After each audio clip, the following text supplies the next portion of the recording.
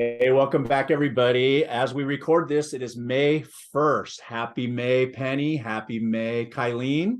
Happy Thank May Day. Woohoo! And for those of you who are teaching today, my school district, they have 3 weeks to go. Some people have 6 weeks to go, but here's giving everybody the strength to come down strong in the home stretch. And to give you a little bit of a boost, today we have our friend and colleague, KYLENE Beers, with us. KYLENE has been a central thread of the national conversation in the teaching of ELA for more than 20 years, 25 years, maybe longer.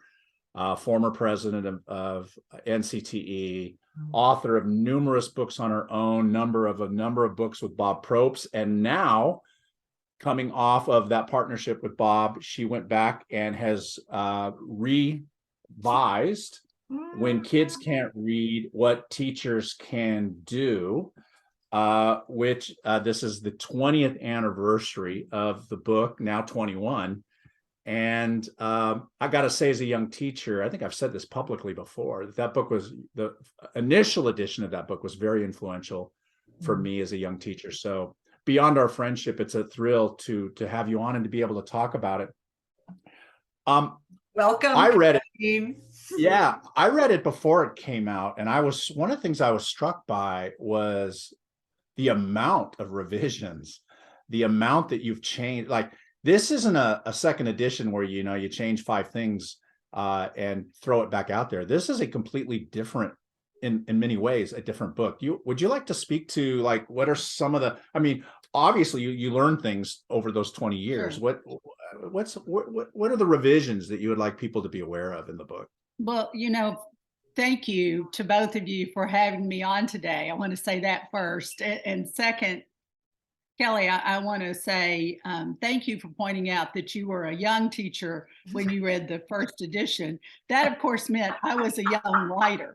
You left off that part of it. Yeah. Well, the running joke, and we've talked about this before, is I just had this mindset that I was a lot younger than you, because I think we're about the same age, but but you had written this book so early in your career. I just had this assumption this cannot be written by a 30-year-old or a 25-year-old or we don't have 20-year-old. Just how did that happen? Right. All right. So my apologies. No. Yeah. I just thought it would be important to point out that young teacher, young writer, which meant that in that 20 years that's gone by between the first edition and the second edition, of course, there should have been things that I learned. How embarrassing it would be to say, no, 20 years later, the book should stand as it was. When I began the revision, I really had in mind that I was going to change the overhead projector to perhaps an LCD projector, and the chalkboard would become a whiteboard, and that there would be a couple of new things that I wanted to include.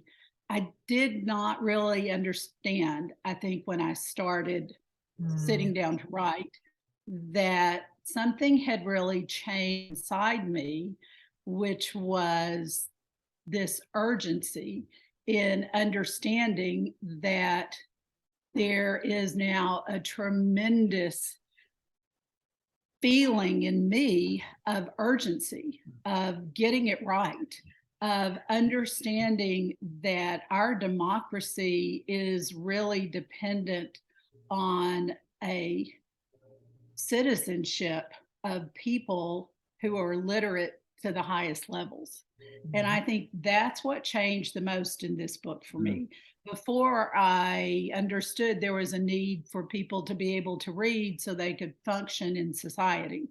And now I understand it is a need to read so that our society continues to grow and continues to better itself and continues to be the place that we want it to be for all individuals and for us as a group of people.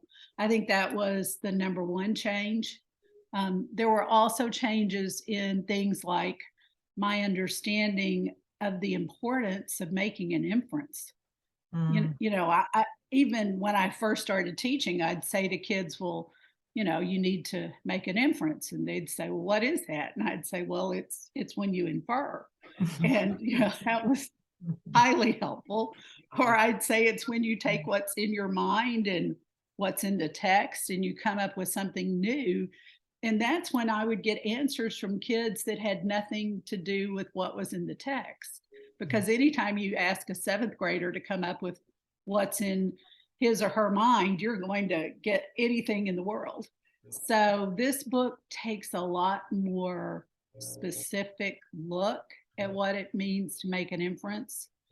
And it takes a lot more of a look at what it means to have a classroom that values all voices that are in that classroom.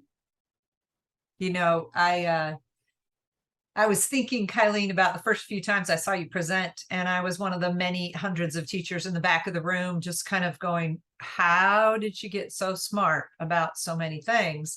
And when the book came out, I have to admit, I was teaching 8th grade, right? So I look at the title and I was like, well, my kids can read. So I'm not really sure if this is helpful, but I read everything that Heinemann put out, and I was definitely reading anything that I saw it had your name on it. And I think one of the gifts of this book that people don't realize is that the descriptions and the care with which you present kids who are pretending they know how to read by reading's not very important, or I don't like being in this class, that we might assume is just the kid not trying hard enough, or how come you don't have a better attitude? And from the minute I started reading the first edition, I was struck by, oh, that could be what's going on with a few of my students. And I appreciate that so much, because you helped me figure out what I didn't see at all. Well, you know, I appreciate that, Penny, because I think so many of us have in our mind's eye a vision of a kid who can't read. And that vision is often shaped by the first student we encounter at whatever grade level who really is still struggling to simply get through words. Mm-hmm. And then we forget that not being able to actively interact with a text can look different depending on the text and depending on the kid. Mm-hmm. So when kids can't read, the book really tries to push our understanding of, number one, what does it mean to read?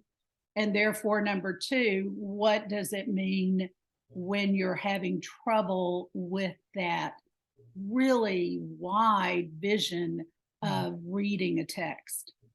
I think right now we're living in a time, just like we were 20 years ago when I wrote the first edition, in which reading is being narrowed. It's being limited to mean simply decoding a text.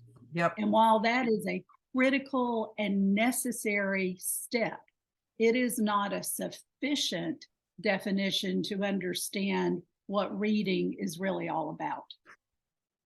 For sure. Even this morning, KYLENE, I texted 2 of the tables in here to Hannah, because we had spent all weekend talking about her students, and she's one of those at the end of the school year hanging on, trying to do valuable things. And I said, just look at the descriptions of these kids and then what it might mean and what you can do. And the very minutes later, this is really helpful, right? So I just encourage people to think about this as such a teaching book for all of us who encounter kids that you think perhaps have a much larger gap than we realized between what they can do independently and what we're teaching.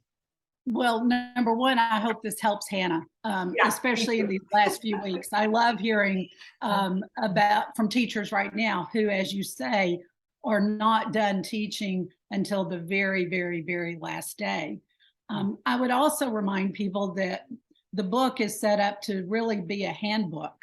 And that's why I'm just going to show this page. I know it's backwards maybe, but the inside front cover is this if-then chart. So, you know, if your kids can do these things, but is having trouble with these things, then they need to learn these things. And so just go read these chapters. I mean, it's a really thick book because it's a handbook. It's meant to be read by the owner in the way that the owner, meaning the reader, needs to read it. That's kind of what I was going to get at, KYLENE, because, I was a high school teacher my entire career, right? I didn't have to worry about phonemic awareness for the most part, or some of the other early reading things that you talk about in the book. And then I think there might be, I don't know, a bias. I'm a high school teacher. Maybe I don't need this book, but what I want to suggest is that all grade levels, that idea of how do you teach inference, I'm looking at it, what does it mean to comprehend, the importance of prior knowledge, all of that. I mean, that's where I would zoom in. As a high school teacher, I might not go to the, first grade stuff, kindergarten stuff, but I did find value in here as far as, trying to build a reader, right? Some of the issues in second grade are still some of the issues in 12th grade. Yeah. Yeah. I mean, in the first edition, as with the second edition, there is an entire section. I think in this edition, it's part 3 called word work. And one part of word work is understanding things that more often we think of needing to be attended to in K1, 2, and 3. Specifically having to do with decoding abilities and fluency and automaticity. The reality is I want every teacher to understand just what is a phonics rule, so that when some parent comes in 10th grade and they're concerned about their kid and they say, I think my kid needs more phonics, we'll know what that means. And then we'll be able to have a conversation with a parent regarding, let's look, maybe your kid does need practice developing fluency and automaticity, and here's what we can do. Or no, your child really is struggling with a more limited vocabulary, and here's what we can do. Or your kid is really able to make great conversation about literal meaning. We want to help this kid expand to some inferential meaning, and here's what we'll do. And that's why the second part of this title is so important. There's always something teachers can do. Yes. And something more than just refer them down the hall or say, this is not something I was trained for. That's what I love, right? There's something we can do, and we all really want to help kids succeed. And let's admit when you that, say not trained for too, I want to just say how many times as a high school teacher, I've heard other high school teachers say, this kid can't read. And what they really mean is this kid can't read well. They don't, this might be a 9th grader reading at a 3rd or 4th grade level, but high school teachers just sort of lump this whole thing in, the kid can't read, when very rarely that's true.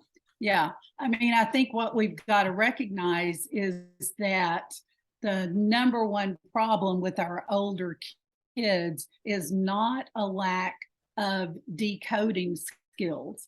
It's a lack of practice using those decoding skills, because too many times we've figured out how to help kids access information without requiring that they read that information. And sometimes that's because there's this huge fear that we've got to get things covered during a particular period of time. So in the effort to cover information, we sometimes remove the need to actually read that information.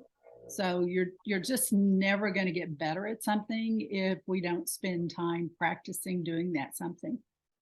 Yeah, it's a volume issue, which Penny and I and you have all talked about for a long time. We often say you could cover every reading standard there is, but if your kids aren't reading and reading and reading, it will not matter. Yeah. I live in Texas. Yeah. Oh, go ahead, Penny. Well, just that the chapter, the interdependent relationship between will and skill. It's that article I read so many years ago because of you, will and skill. And that idea you have fleshed out here, because Kelly and I talked, before you jumped on, about in our years teaching high school, the will to read was so significant there. And it is still true today, Yeah. still true in my college class, that I have students who just simply, if I can find it in some other way, what the information I need, and I will skip the reading. And where is that, the will to read? So can you say more about that? Because you say it better than I do. Well, I don't know that I say it better than you do at all, author of Book Love, but I certainly have always wondered, how do we marry will and skill, especially when you look at first graders who enter school wanting primarily to know how to do one thing, and that is to read. You know, talk to a lot of first graders on the first day of first day of first grade, and if they didn't learn how to read, they don't think it was a successful day. You know, they come in so wanting to know how to break the code. And yet by about fourth grade, we begin to see this tremendous drop off in the numbers of kids who turn to reading for recreational purposes and for figuring out things. And so we have to begin asking ourselves at the school level, what's changing between first grade and fourth grade? And part of what's changing is how we approach reading in classrooms. If reading is always and only to finish an assignment, to make a grade, to prepare for a test, or even to prepare for the test, then eventually this thing called reading is simply a skill.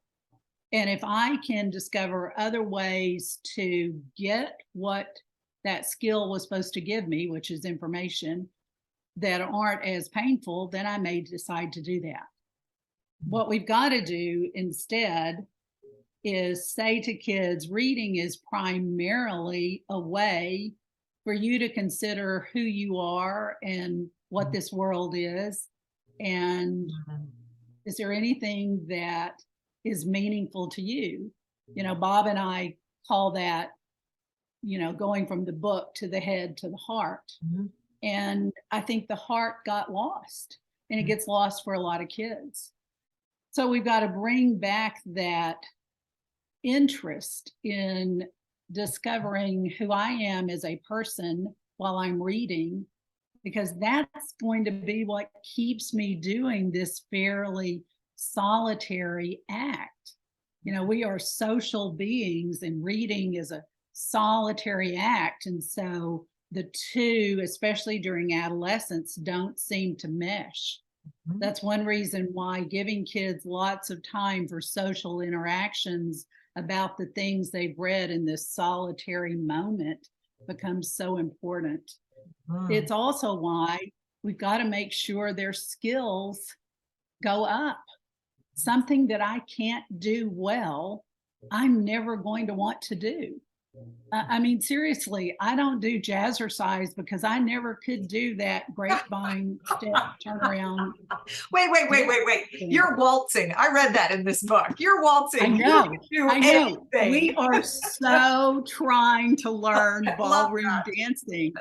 That whole section, Brad was like, seriously, you're putting that in the book? And I said, yes, because it shows what happens when you finally move from I want to do something and I see myself doing something to having this really smart instructor who's showing us how to do what I call in the book very deliberate practice. Yeah. And I think that's what we need to be asking ourselves in classrooms. You know, if we've all tried drop everything and read for decades. I mean, just for decades, people have, whatever they've called it, we've had time where you just stop and read. And a lot of our kids do begin to enjoy just reading during that time. But I'm not sure it's gotten us the benefit we want, which is helping kids become that independent reader, that kid who searches for their own next book and can handle a tougher book on their own. And I think that's because maybe as a group, we could do better in giving kids little short instructional moments before they begin reading, so that as they're doing their independent choice reading, they've got some tools to use as they're reading those texts, so that when they do think, I don't quite get what's going on right here, they know how to do something other than stop or just look at the teacher and say, I don't get it. That deliberate instruction that leads to deliberate practice in the setting in school where we can watch how kids are practicing, I think is critically important. That's a big can of worms right there. But It sure is, isn't it? And one of the issues there, of course, I found that for many of my kids, it was the independent reading that got them reading, because I removed all of the stuff that I've heard you and Bob talk about forever, like that reading is just an extraction exercise, or, but I think, and this is a big thing, kids have to have access to interesting books. And it's crazy how many places we go where I go, where kids don't have immediate access that are books that are interesting. But I found, when I surround my kids with interesting books, and I do that, we do a lot of work with, here's what readers do.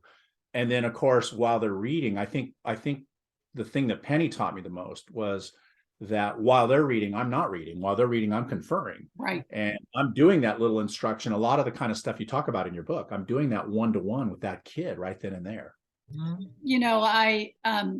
I certainly knew when I was writing the chapters on engagement and volume that there were teachers, as I was writing, who were having to remove books from their classrooms, books such as New Kid or The Diary of Anne Frank. And I know those teachers are dismayed at what is happening.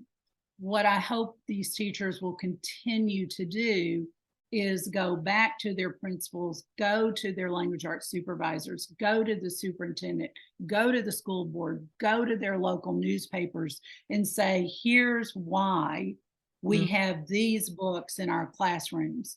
Here's what any individual parent can do. If an individual parent does not want his or her child reading The Diary of Anne Frank, here's what you can do. And here's how we will accommodate that request, because it becomes a very different request when the parent decides what all children can and cannot read.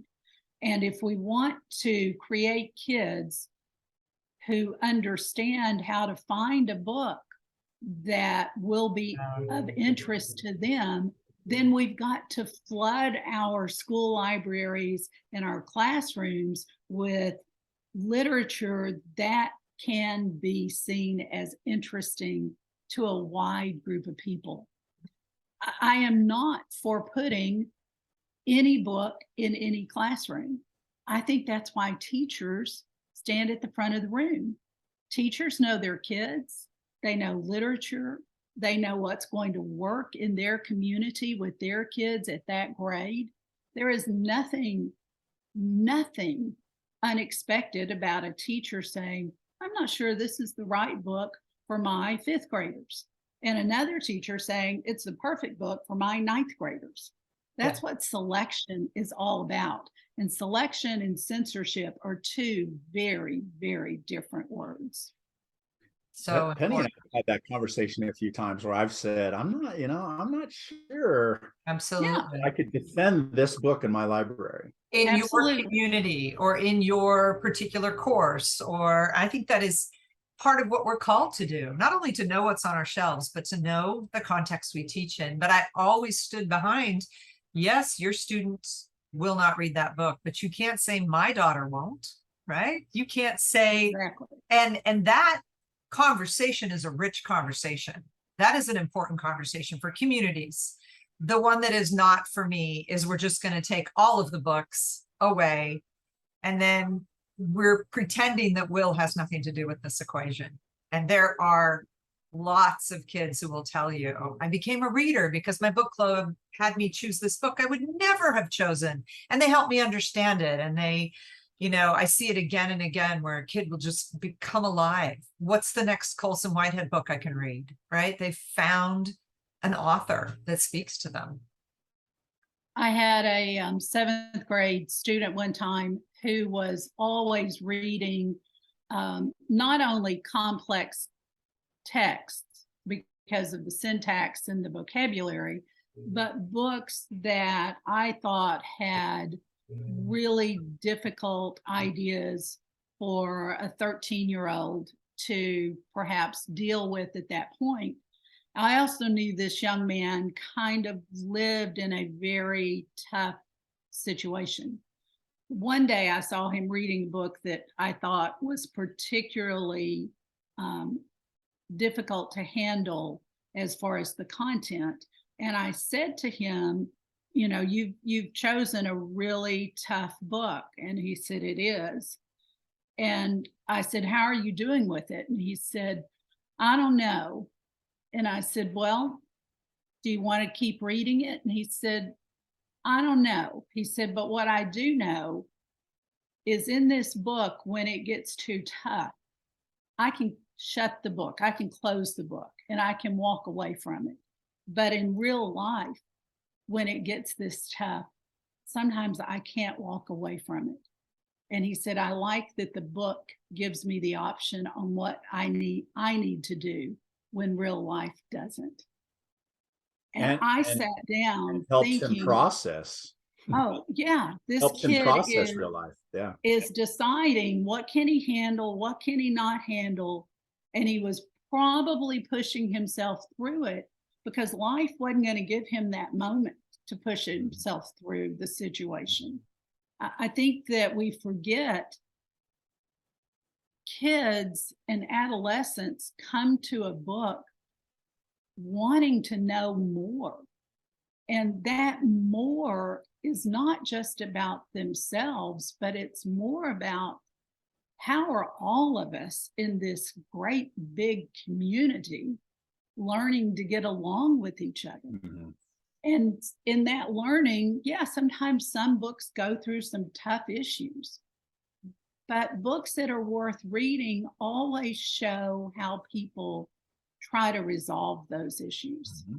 And luckily for us, writers nowadays are not as didactic as they were, say, in the 50s and 60s.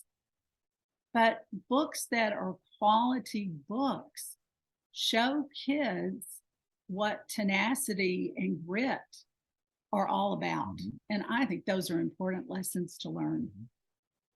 Couldn't agree more. That's beautifully said. KYLENE, there's so much more to say. There's a few more pages we didn't get to. I love how you called this a guidebook, a handbook, because that's so true. And isn't that the way we read now? Because I not only, of course, started with the introduction and all of the key pieces to get the frame, but then I was back here and I was thinking through, what do I want to think about? And just the fact that they do stand alone, these chapters stand alone, and you wouldn't have to read them exactly in order. So it's really smart. Thank you, Penny. Oftentimes I've referred to this book as a handbook with a heart, because one thing that I did carry over from the first edition, though most of them were new, were the letters to George. George was a real student. George was his real name. He was a kid I taught that first year. And every teacher knows a George. Every teacher knows a kid that is working very hard, however that looks for that kid, to get through the school year. And yet that kid really can't handle the texts that are in front of the kid. So I wanted to keep the letters to George, but I wanted new letters. And that meant I got to go back and explore feelings that I had the first time I wrote the book, and by looking at journals that I kept those first couple of years, going all the way back to when I first began my career, and combining them with feelings that I have now. And so we've got new letters to George, but people are already writing saying, you know, I know George. My George's name is. Yeah. And then they tell me about the student they have that reminds them of George. So it's a handbook with a heart. I love it. I love how you personalize it with a kid. It makes it real. Unfortunately, my part of my role here today is timekeeper. And so we've kind of hit the half-hour mark. Please join us for parts 2, 3, 4, 5, 6, 7, 8, 9, which will come later. But for now, I think we've had a pretty rich conversation. And KYLENE, it's always good to see you. Always, I can't listen to you and not think about something in a slightly new or different way. And today was no exception. So I liked your quote that at first you like kids to read so they can function in society, and now you want kids to read, and I'm going to rephrase it, so society can function. Exactly right. I just love that. So Yeah. thank you for hanging out with us today. Thank you to both of you, and thanks for doing you. Yeah. So good to Take All chat. right. So we meet again.